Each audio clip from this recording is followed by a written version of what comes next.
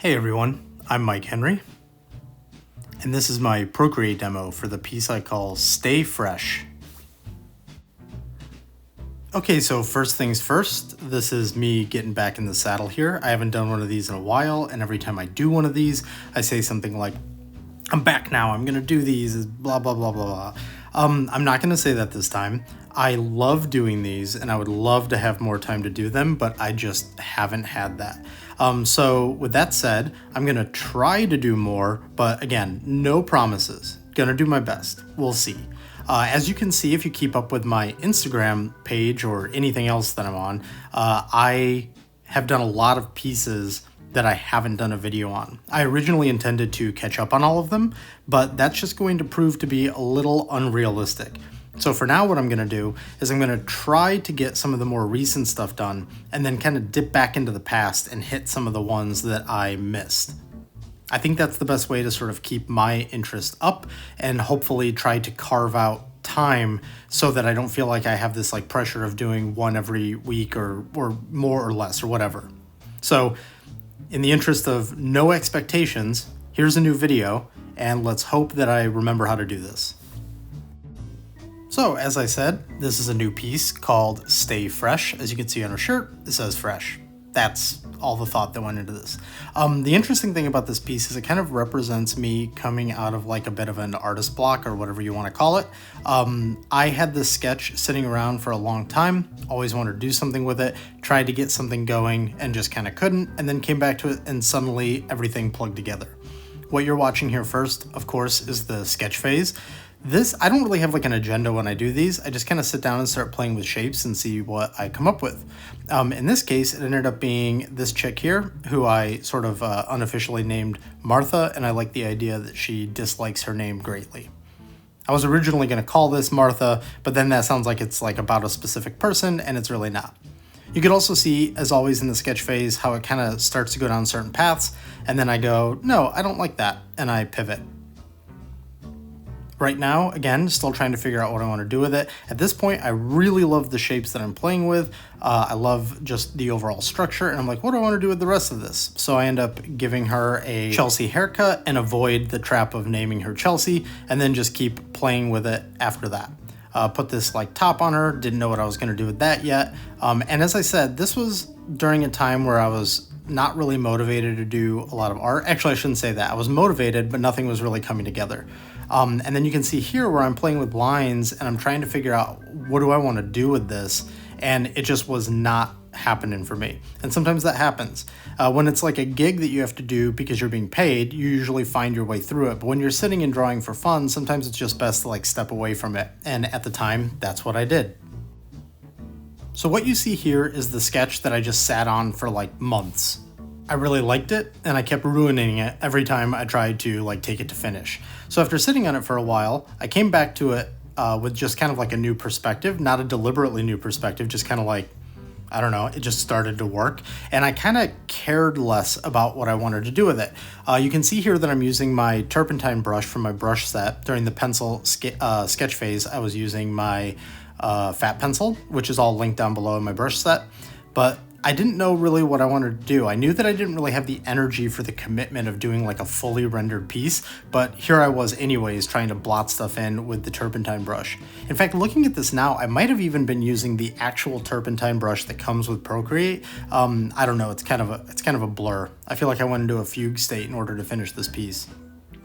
But again, since this is not for a gig, there's no brief of like what I'm trying to hit. There's no stylistic requirements. I'm just kind of moving forward and seeing where things go. These are the building blocks of a lot of different finish outcomes that I could potentially have with this piece. This could end up going the route of some of my monster character design series with the way that I do like the next stage of rendering. It could go to something actually even more polished or less polished, something more painterly, but instead it ended up going another way, which you'll eventually see. So how did I sort of like get out of this art block? I don't like that word, but I'm going to keep using it because it's the simplest way to describe it. How did I get out of it? I basically just kept going and I kind of went on autopilot. I just was like, well, this is going to have to get colors at some point, so let's like start flattening it. flattening it, of course, though, with this sort of like rough painterly brush. And so that's what I did. I just went through the motions of saying, well, this is going to be skin colored. This is going to be eyeliner. She's going to have lips that are a certain color. Why not just like start figuring all of that out now? And I can figure out how I'm going to render it later. If you are a Procreate user or you're new to the channel or whatever, just some extra information here. This is a raw time lapse exported from Procreate. I don't edit these usually unless there's something that just goes into a whole different territory that doesn't make sense and it's distracting to the video. But this is just exported, and then when I bring it into iMovie, I slow it down a bit just so it doesn't rush through some of the phases. Actual time to make this is, I don't know. I don't track the time, and Procreate's time tracking isn't exactly accurate. I might look up because I'm watching TV, I might get distracted. Anyways, the point here is this should be more or less unedited, so you can just kind of see what the process was. Here, I knew that I wanted her hair to be multicolored. If you're going to put somebody in a Chelsea haircut, might as well have fun with it and go a little bit more punk rock with it. So I sort of established that gradient ahead of time over to the left. Somebody asked me one day online, how did I do that gradient? There's no gradient tool. It really wasn't anything special. I just used a big fat fuzzy brush and did it, and then stretched it just because I wanted to really smear out that gradient. But once I apply it to the hair, it's all just with a big fat like airbrush. So I'm continuing the flatting process. If you've watched my videos before, you know that I flat pretty diligently because I usually use a shading method that I call select paint, select clear. I just call that because it needed a name for the channel. You can find those videos on my channel. I've done them in various ways of like updated the whole process, and really all it does is it boils down to, for this particular painting process, I establish all the flats. I go from the bottom up and I sort of like select that layer. I use that selection on a shading layer that's all the way at the top, whether it's for shadows or if it's a highlight layer or whatever. And I just use those subsequent layers as selections. So I select the bottom, jump all the way up to my shading layer, paint, then I go to the next flat and I select that and I clear it from that shadow layer. So I'm just like moving through the hierarchy of those flat layers. And then I use that new layer to select and keep moving. If that sounds confusing, that's because I'm rushing through the explanation of it. If you go back through and you find those videos, I hope it will be more obvious.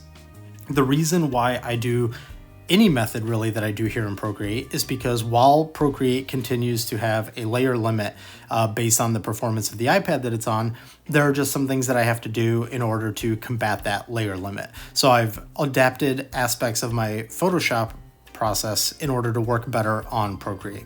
There's a bunch of people out there that have a bunch of different processes, and literally none of them are wrong and literally none of them are right. Do what works best for you and gets you the results that you're looking for, hopefully with minimal like rework or whatever. Like just make them optimized and go. One thing that you'll notice at this stage in the piece compared to the final is that it is paler overall. I was actually deliberately trying to stay kind of pale, but then as the process went on, I wasn't super happy with it being as pale as it was. And so at the very end, I just do a little bit of curves to it to bump up the contrast a little bit, make it a little bit more rich. So you'll see that sort of snap in at the end.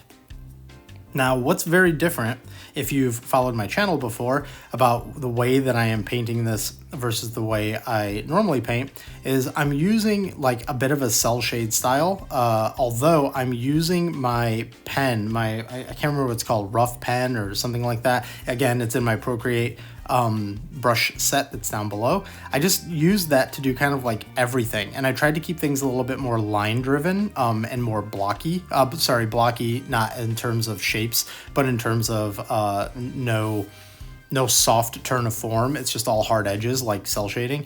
And this was just because I was actually trying to find a fast way to do this that was also kind of like fun and interesting and would keep my interest alive while working on it.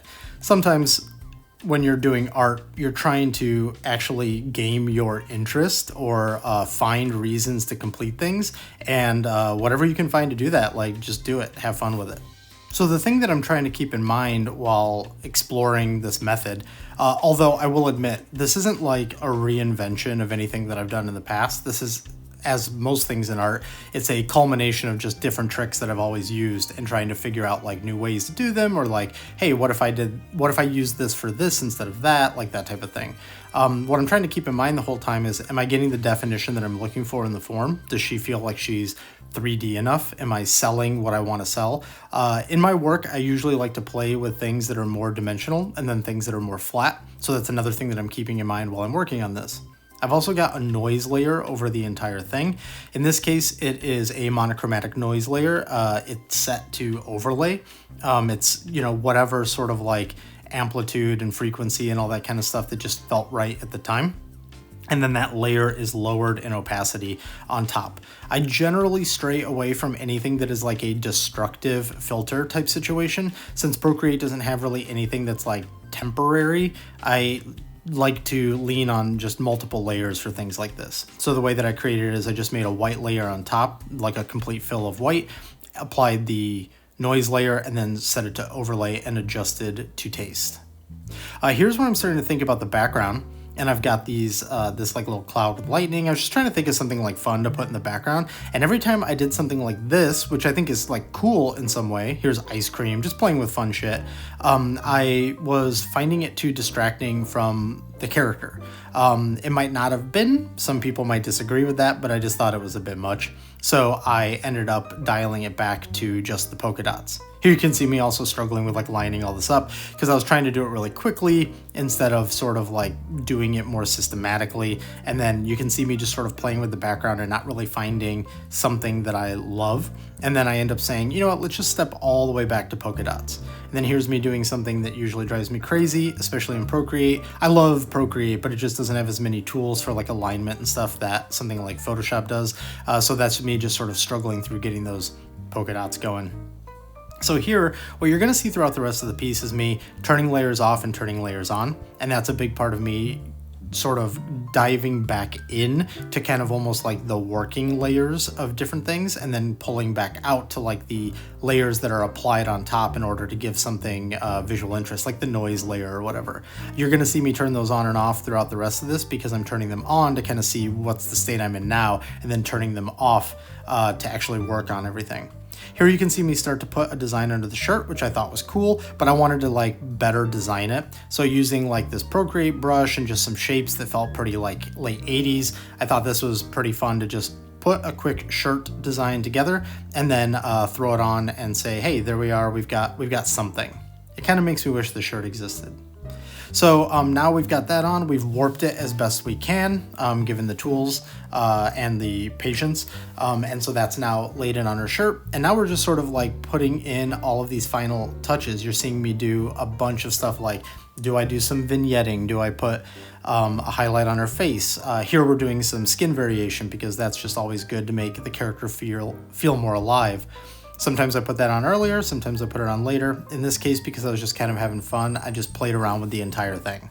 Something that I always talk about doing is I export these pieces to my iCloud, and then it goes onto my phone, of course, and I stare at it for a couple of days. And that's a way of checking things that in the moment I was too distracted or too hurried to notice. So what you often see in these is me actually, there's like a day or two that goes between some of these changes, and then I come back in and I go, oh, I should actually adjust that, or oh, I forgot to put that shine there, or whatever it is. And then here at the end, we are on the final piece.